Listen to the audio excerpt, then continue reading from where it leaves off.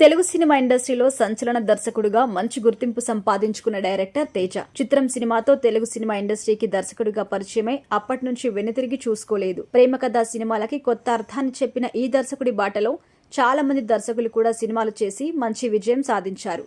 మరేదైనా కూడా ఇప్పటి వరకు ఆయన చేసిన లవ్ స్టోరీస్ ని ఆధారంగా చేసుకుని కొన్ని సినిమాలను చేస్తున్నారు అని చెప్పడంలో అతిశయోక్తి లేదు. ఇక ఈయన మహేష్ బాబుతో నిజం అనే సినిమా చేశారు. ఈ సినిమా కంటెంట్ పరంగా కొంత వీక్ గా ఉండడంతో మహేష్ బాబు స్టార్డమ్ కి సరిపడా కథ కాకపోవడంతో ఈ సినిమా ఫ్లాప్ అయింది. అయినప్పటికీ మహేష్ బాబుకి మాత్రం చాలా మంచి గుర్తింపు వచ్చింది. నటుడిగా తనకి నంది అవార్డు కూడా వచ్చింది.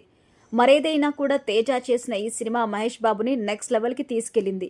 ఇక తేజ రీసెంట్ గా ఇంటర్వ్యూలో పాల్గొన్నప్పుడు ఆయన మాట్లాడిన సినిమాలన్నింటి గురించి మాట్లాడుతూ, నేను సినిమాలు చేసిన హీరోస్ అందరిలో మహేష్ బాబు మంచి నటుడు అని చెప్పారు. అలాగే మహేష్ బాబు కంటే కూడా రానా మంచి నటుడు అని చెప్పారు. నేనే రాజు నేనే మంత్రి సినిమా చేస్తున్న సమయంలో ఆ డైలాగ్ డెలివరీని ఒక డిఫరెంట్ వేలో ప్రజెంట్ చేస్తూ ప్రేక్షకుల్లో అటెన్షన్ ని క్రియేట్ చేయడంలో రానా చాలా వరకు సక్సెస్ అయ్యారు అంటూ తేజ చెప్పిన మాటలు వైరల్ అవుతున్నాయి.